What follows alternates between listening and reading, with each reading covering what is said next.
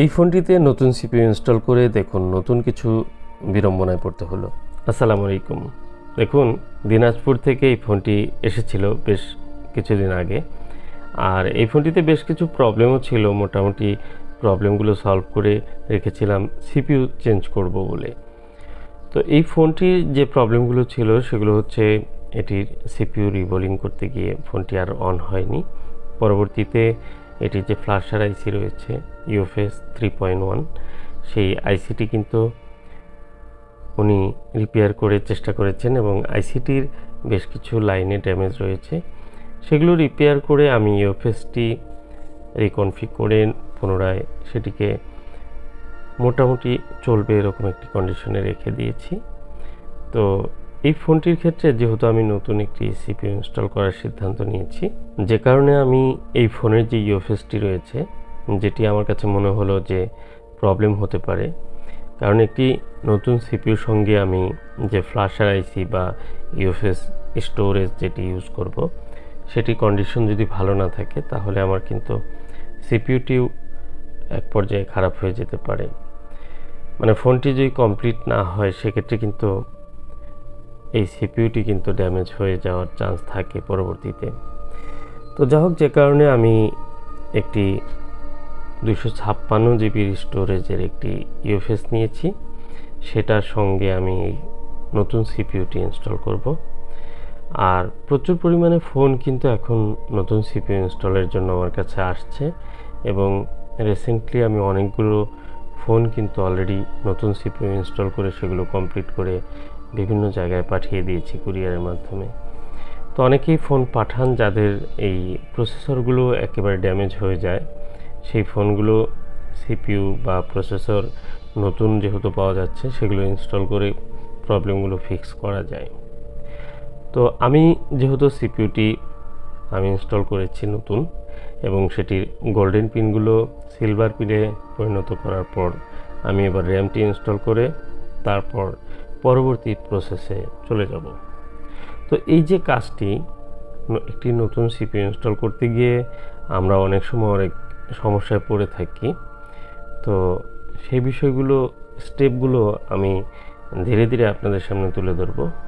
তো আমার যখন আইসিটি ইনস্টল হয়ে গেছে, এবার আমি ইডিএল কানেক্টিভিটি করছি। ইডিএল পয়েন্টটি জাম্পার করার পর আমি এই ফোনটিকে ইডিএল মোডে ফ্ল্যাশ করব।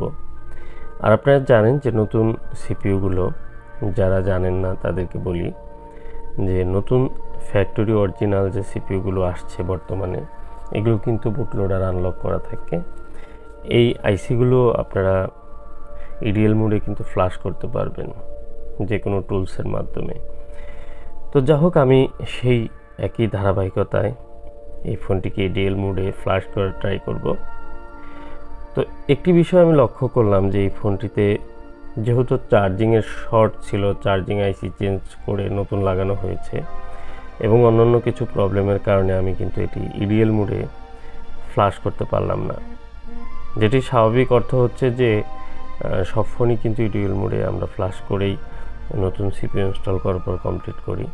তো এই ক্ষেত্রে ইডিএল মোডে ফ্ল্যাশ না হয় আমাকে বাধ্য হয়ে UFS আইসিটি খুলে সেটি কিন্তু সকেটের মাধ্যমে সফটওয়্যারটি দিয়ে তারপর কিন্তু এখন আমাকে এটির বুটলোডার আনলক বা এটি ফাস্ট বুট মোডে নিয়ে ফ্ল্যাশ করতে হবে।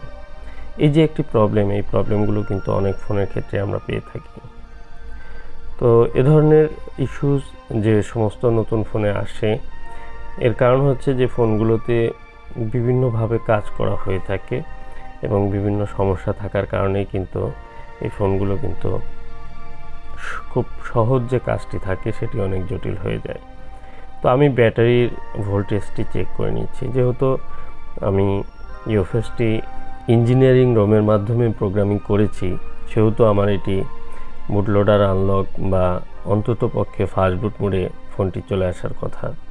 তো যেহেতু ব্যাটারিটি একেবারে চার্জ নেই, তো অনেক দিন পড়েছিল ফোনটি, আমি অন্য একটি চার্জ আছে এমন একটি ব্যাটারিতে লাগিয়ে নিলাম, এবং কিছুক্ষণের মধ্যে আশা করি এটি অন হয়ে যাবে। তো একটি ডেড মোডের একটি ফোনের ক্ষেত্রে বা একটি নতুন প্রসেসর লাগানোর সময় আমাদেরকে সব কিছু চেক করে তারপর করতে হয় কাজগুলো। হ্যাঁ, এই ব্যাটারিটি মোটামুটি চার্জ রয়েছে আশা করি। এই দেখুন, দেখতে দেখতেই এটি কিন্তু এমআই লোগোটি চলে আসলো। আর এবার ফাস্টবুট মোডে চলে আসছে। আমি ফাস্টবুট মোডে যে ফ্লাশিংয়ের অপশনটি রয়েছে সেটি ইউজ করব। যেহেতু এই ফোনটিতে ইডিএল মোডে ফ্লাশ নেয়নি, এবং কি ইডিএল মোডে ফ্লাশ না নেওয়ার পিছনে অনেক কারণ থাকে। তো আসলে একটি ফোন নিয়ে এত বেশি বিস্তারিত এক্সপ্লেন করা সম্ভব হয় না। আমরা যখন নতুন প্রসেসর ইনস্টল করি, যারা এই কাজগুলো করছেন তারা তো অবশ্যই জানেন যে এগুলো কিছু কিছু ফোন রয়েছে এত বেশি ঝামেলা থাকে যে ফোনগুলোর ক্ষেত্রে কিন্তু আমাদের কাজ করতে গিয়ে অনেক বেশি সময় দিতে হয়, এবং সেই ফোনগুলো কিন্তু আসলে কতটুকু ভালো চলে বা ভালো চলবে সেই বিষয়ে কনফিডেন্স অনেক সময় কম থাকে যেগুলো কাজ করা থাকে। তো বেশ কিছু ফোন পেয়েছি যেগুলো একেবারে ফ্রেশ কন্ডিশন, মানে শুধু সিপিইউটি ড্যামেজ হয়েছে আর কোথাও হাত দেয়নি। সিপিইউ ড্যামেজ হওয়ার পর একজন টেকনিশিয়ান বুঝতে পারে যে এটি ড্যামেজ হয়েছে। তো দেখুন, আরেকটি সমস্যা আমি দেখতে পাচ্ছি, এটি হচ্ছে ব্যাটারি থেকে, ব্যাটারি টার্মিনাল কানেক্টর থেকে হতে পারে যে এমআই লোগোটি এসে চলে যায়, তো ব্লিঙ্ক করে আর কি। তো আমি আবারও ফাস্টবুট মোডে গেলাম, আবারও ফ্লাশ করব। আমি যেহেতু ইএনজি দিয়ে ফ্লাশ করে ফুল রান হলো না, আমি এটিকে অফিসিয়াল একটি রোম দিয়ে আমি ফোনটিকে রানিং করার চেষ্টা করব। এবং কি এই ফোনটির ক্ষেত্রে প্রথম থেকেই কিন্তু এই ফোনটিতে আমি অনেকগুলো সমস্যা পেয়েছিলাম। যেমন পাওয়ার যখন ছিল না, মানে ডেড মোডে যখন আমার কাছে দিল, দেখলাম যে এই ফোনটি যিনি কাজ করেছেন উনি অনেক চেষ্টা করেছেন ফোনটিতে। তো এটির যে ফ্ল্যাশার, ইওফেস এগুলো কাজ করেছেন এবং সেগুলোর কন্ডিশন খুবই খারাপ ছিল। ফোনের যিনি ওনার আছে ওনাকে আমি হোয়াটসঅ্যাপে ছবিগুলো শেয়ার করেছিলাম। আর যে ফোনগুলো আসলে খুব সহজে ঠিক হয়ে যায় বা ফোনের কন্ডিশন ভালো থাকে, সেই বিষয়গুলো নিয়ে কিন্তু আমাদের অত বেশি ডিসকাশন করার প্রয়োজন হয় না। আমরা যখন একটি প্রবলেম ফেস করি বা ফোনটির কন্ডিশন খারাপ থাকে, তখন কিন্তু ক্লায়েন্টকে বোঝাতে আমাদের অনেক সময় লাগে, সেগুলো এক্সপ্লেন করতে হয়, অনেক বিষয় শেয়ার করতে হয়, আবার সেই সাথে আমাদের কাজও করতে হয়। কাজ করতে গিয়ে যদি না হয় সেজন্য কিন্তু আমাদের জবাবদিহি করতে হয়, অথচ পুরো সময় এবং আইসি এগুলো কিন্তু সব আমাদেরই লস হয়। এবং কি এই ফোনটি আমি পাওয়ারের যে কাজগুলো ছিল সেগুলো করতেও কিন্তু বেশ সময় লেগেছে।